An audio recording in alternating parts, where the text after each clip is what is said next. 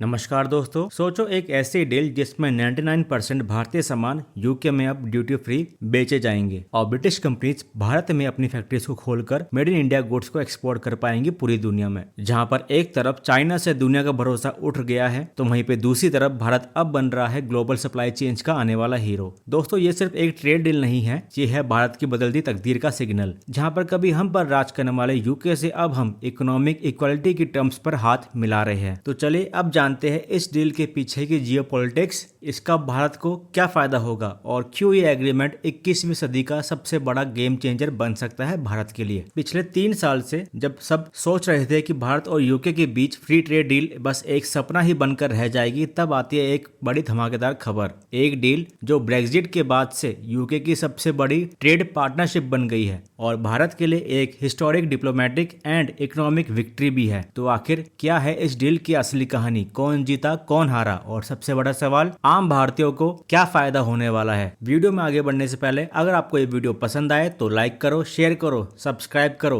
ताकि इसी मोटिवेशन से मैं आपके लिए ऐसे ही वीडियोस लाता रहूं। तो चलिए शुरू करते हैं। नाउ जैसा कि आप सभी को पता होगा कि भारत के प्रधानमंत्री यूके के दौरे पर गए हुए थे और वहां से सबसे बड़ी खबर वहां से ये आई है कि फाइनली भारत और यूके के बीच में फ्री ट्रेड एग्रीमेंट को साइन कर लिया गया है। जैसा कि आप यहाँ पर देख सकते हो खबर, India and UK sign historic free trade agreement set to boost annual trade by $34 billion.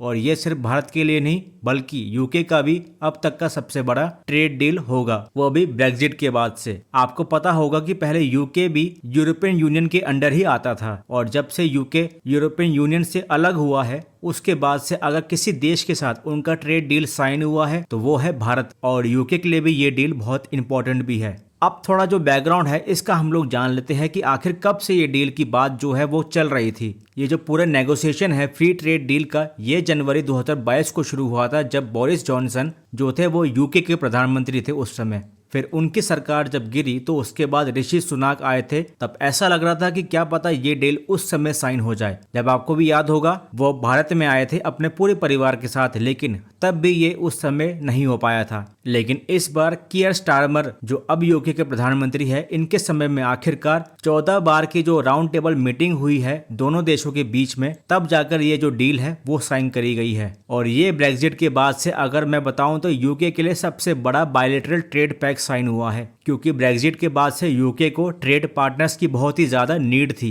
उनको अपनी इकोनॉमी को संभालने के लिए। अभी के लिए अगर मैं बताऊं तो भारत और यूके के बीच में $55 बिलियन के आसपास का ट्रेड एक दूसरे के साथ होता है। 2024 में ये टोटल ट्रेड $53.75 बिलियन के आसपास आया था। और इस फ्री ट्रेड एग्रीमेंट के बाद से अब भारत को 99% गुड्स पर यूके में 0 इंपोर्ट ड्यूटी देनी पड़ेगी और सीधा सीधा हम यूके की मार्केट को पूरा एक्सेस भी कर पाएंगे, जो अभी तक हम नहीं कर पा रहे थे। यूके की कंपनीज को भी अब भारत में एक्सपेंडेड एक्सेस मिल पाएगा, जिसमें दोनों देशों के बीच में services, pharma, textiles, agriculture, infrastructure, IT, इन सभी सेक्टर्स को कवर किया जाएगा। और आपको अगर मैं बताऊं तो इसमें एक जियोपॉलिटिकल रीजन भी है, वो है चाइना। चाइना के इन्फ्लुएंस के खिलाफ इंडो पैसिफिक पार्टनरशिप स्ट्रॉन्ग करना, क्योंकि भारत के एक्सपोर्टर्स को बहुत बड़ा मार्केट मिलेगा इनटू यूके, वो भी चाइना से ज्यादा। और आने वाले 5 सालों में 2030 तक भारत और यूके का ट्रेड डील कम से कम $100 बिलियन के आसपास जा चुका होगा। अभी के लिए अगर मैं आपको बताऊं तो यूके और चाइना का ट्रेड आगे इतना अब बढ़ नहीं रहा है, जो अब धीरे धीरे कम होता जा रहा है। और चाइना के एक्सपोर्ट यूके अब कम खुद ही कर रहा है, जिससे कि यूके अब चाइना को भारत से रिप्लेस कर देगा। अभी आप अगर देखेंगे तो चाइना यूके का 4th लार्जेस्ट ट्रेडिंग पार्टनर है। और जैसे ही ये डील सामने आई है आप देखोगे इसका इम्पैक्ट यूके की मीडिया पर भी देखने को मिल रहा है। वहाँ की मीडिया का मतलब पूरा नैरेटिव ही चेंज हो गया है भारत के प्रति, और यूके अब भारत के अगेंस्ट उतनी तेजी से भारत के ऊपर नेगेटिव बातें नहीं बोलेगा जैसे कि ये लोग बोलते आए हैं। और ना ही अब खालिस्तानी एक्टिविटीज को अब फ्रीडम ऑफ स्पीच के नैरेटिव के नाम से चलाया जाएगा, क्योंकि बताया ये भी गया है कि भारत सरकार ने इस मामले को यूके के सामने बड़े कड़े शब्दों में उठाया है। और पीएम मोदी ने प्रेस ब्रीफ में भी साफ साफ ये मैसेज यूके के साथ साथ पूरे वेस्टर्न वर्ल्ड के पास भी पहुंचा दिया है। और आप लोग भी सुनते और देखते होंगे कि जितनी भी वेस्टर्न कंट्रीज है ये फ्रीडम ऑफ स्पीच, डेमोक्रेसी का बहुत हल्ला मचा कर रखते हैं कि हमारे यहाँ पर कोई भी कुछ भी बोल सकता है। मगर अब भारत ने भी साफ कर दिया है कि डेमोक्रेसी के नाम पर फायदा अगर उठाया जाएगा तो उसको जवाब अब दिया जाएगा और भारत के इंटरेस्ट का ध्यान सबको रखना होगा। नाउ जैसे ही ये डील सामने आती है तो भारत में कांग्रेस पार्टी और उनके सपोर्टर्स के द्वारा इस डील को बेतुका बताया जा रहा है कि इस डील से यूके की कंपनीज को अब भारत के सरकारी टेंडर्स में भी जो करीब 600 बिलियन डॉलर्स का मार्केट है उसमें एंट्री मिलेगी, जिससे कि भारत की सरकारी कंपनियों को और प्राइवेट कंपनियों को नुकसान उठाना पड़ सकता है। तो वहीं पर दूसरी तरफ द इंडियन एक्सप्रेस की रिपोर्ट के अनुसार कर्नाटका सरकार के द्वारा बेंगलुरु में एक प्रोजेक्ट के लिए ग्लोबल टेंडर निकाला गया है विदेशी कंपनियों के लिए। ये आप देख सकते हो, कर्नाटका सरकार के द्वारा निकाला गया ग्लोबल टेंडर एक रोड को बनाने के लिए। लेकिन इसके बाद कांग्रेस नेता और पूर्व विदेश मंत्री रह चुके शशि थरूर का बाद में एक लेख छपा है इस ट्रेड डील को लेकर, जिसमें उन्होंने ये बोला है कि भारत यूके का ट्रेड एग्रीमेंट ये भारत के लिए बहुत ही अच्छी अपॉर्चुनिटीज को लेकर आएगा।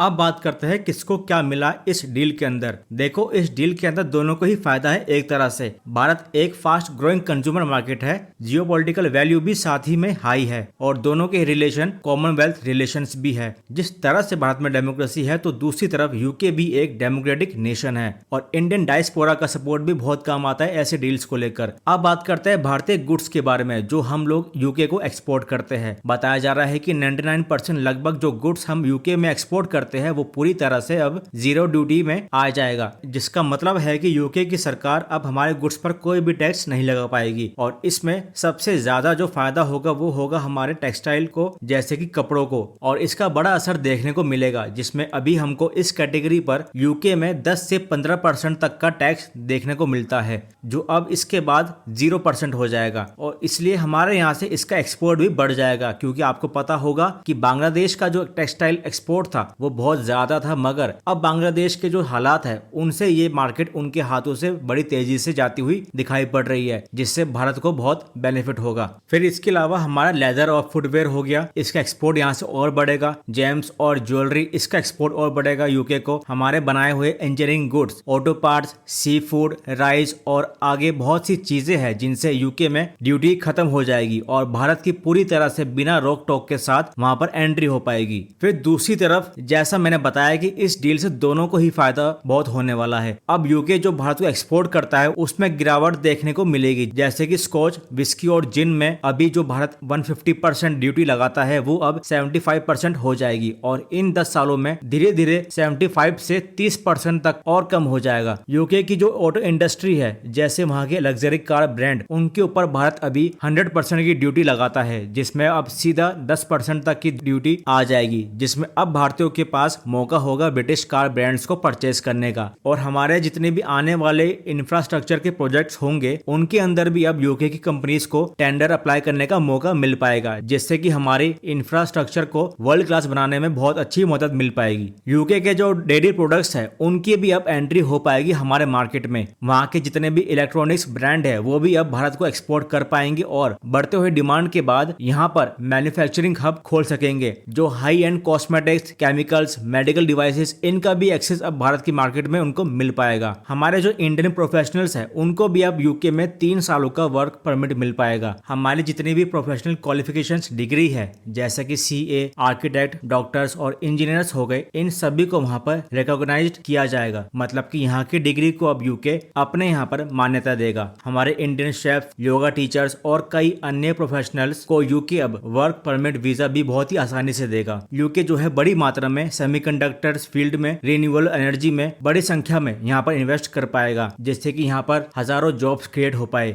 अब सवाल ये आता है कि ये ट्रेड डील का असर कब से देखने को मिलेगा। देखो, दोनों देशों को अपने पार्लियामेंट के दोनों सदनों में इसे साइन करवाना होगा। जैसा कि भारत में लोकसभा और राज्यसभा है तो दूसरी तरफ यूके में हाउस ऑफ कॉमन्स और हाउस ऑफ लॉर्ड्स है, और जैसे ही दोनों पार्लियामेंट ये साइन कर देते हैं तो अगले साल 2026 के पहले 6 महीनों में इसका असर पूरा देखने को मिलेगा हम सभी को। और ये ट्रेड डील एक उम्मीद देता है कि शायद अब जाकर भारत और यूएस के बीच में भी अब ट्रेड डील देखने को मिल सके। ये आप देख पाओगे तो भारत सरकार ने एक बहुत ही अच्छे तरीके से समझाया है कि हमारे कौन कौन से स्टेट्स को एक तरीके से कौन सा एक यूनिक आइटम को एक्सपोर्ट करने का फायदा यहाँ पर ज्यादा होने वाला है। लेकिन इसमें बस हमें अपने गुड्स को एक इंटरनेशनल स्टैंडर्ड्स के हिसाब से एक अच्छी क्वालिटी का बनाना होगा, ताकि हम क्वांटिटी के साथ साथ क्वालिटी भी देशों को दे पाए। और भारत सरकार को ये जिम्मेदारी जरूर उठानी चाहिए कि कैसे वो छोटे छोटे व्यापारियों को भी जो बाहर अपना सामान बेचना चाहते हैं उनकी मदद करे। तो दोस्तों, ये सिर्फ एक ट्रेड डील नहीं है, ये एक नया जियोपॉलिटिकल अलाइनमेंट है। भारत ने दिखाया है कि वो ग्लोबल नेगोशिएशन टेबल पर एक मेजर प्लेयर है और यूके के लिए ये ब्रेक्जिट के बाद का सबसे बड़ा इकोनॉमिक विन भी है। अब देखना होगा कि क्या भारत यूएस को भी ट्रेड डील में ला पाएगा। तो अब जब आप यूके में इंडियन बासमती या हैंडीक्राफ्ट्स देखोगे या इंडियन आईटी फर्म्स को यूके में काम करते हुए देखोगे तो याद रखना ये सब इस डील के ही